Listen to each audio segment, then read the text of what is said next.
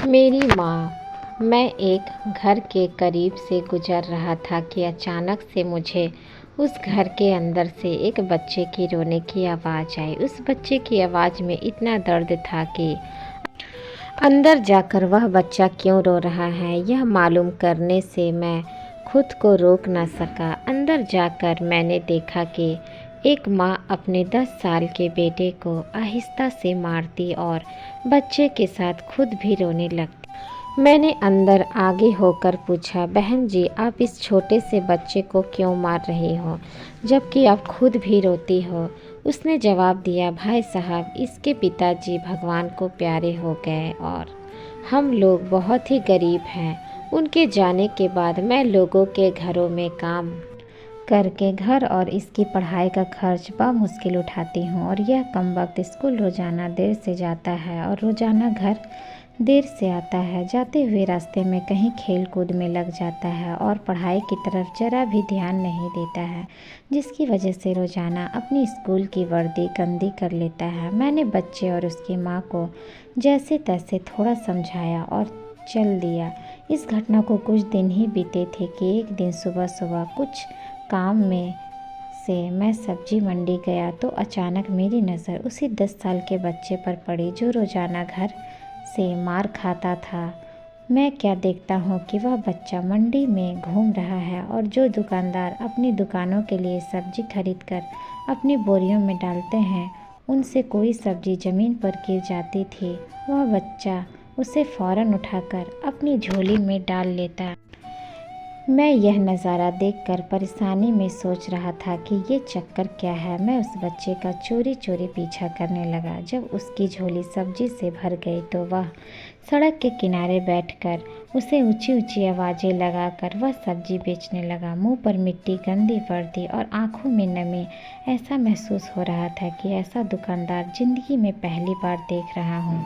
अचानक एक आदमी अपनी दुकान से उठा जिसकी दुकान के सामने उस बच्चे ने अपनी नन्ही सी दुकान लगाई थी।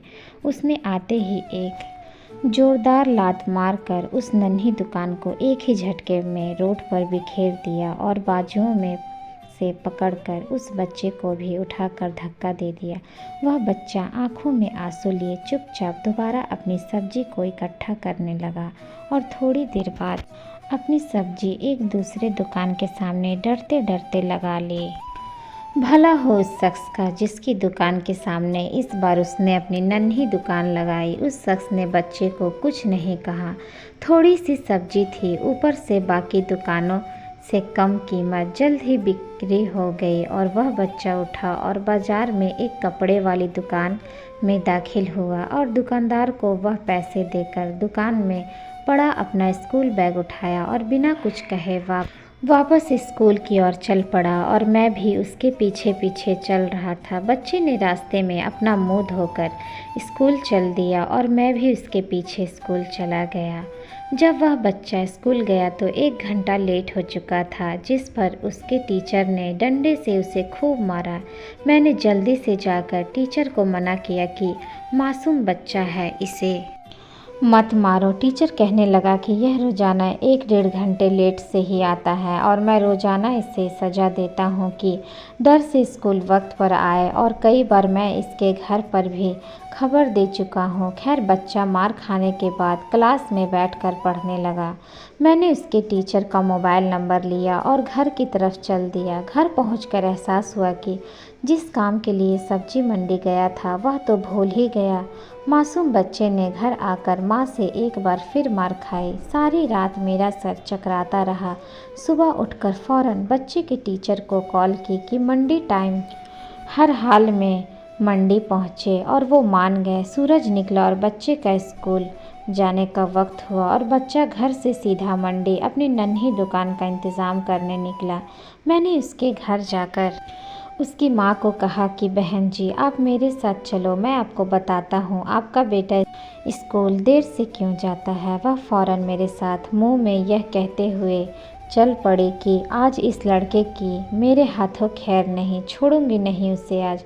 मंडी में लड़के का टीचर भी आ चुका था। हम तीनों ने मंडी की 3 जगहों पर पोजीशन संभाल ली और उस लड़के को छुप कर देखने लगे। आज भी उसे काफ़ी लोगों ने डांट फटकारा और धक्के खाने पड़े और आखिरकार वह लड़का अपनी सब्जी बेचकर कपड़े वाली दुकान पर चल दिया। अचानक मेरी नज़र उसकी माँ पर पड़ी तो क्या देखता हूँ कि वह बहुत ही दर्द भरी सिसकियाँ लेकर लगातार रो रही थी और मैंने फ़ौरन उसके टीचर की तरफ देखा तो बहुत शिद्दत से उसके आंसू बह रहे थे। दोनों के रोने में मुझे ऐसा लग रहा था कि जैसे उन्होंने किसी मासूम पर बहुत जुल्म किया हो और आज उनको अपनी गलती का एहसास हो रहा हो। उसकी माँ रोते रोते घर चली गई और टीचर भी सिसकियाँ लेते हुए स्कूल चला गया। बच्चे ने दुकानदार को पैसे दिए और आज उसको दुकानदार ने एक लेडी सूट देते हुए कहा कि बेटा आज सूट के सारे पैसे पूरे हो गए हैं, अपना सूट ले लो। बच्चे ने उस सूट को पकड़कर स्कूल बैग में रखा और स्कूल चला गया।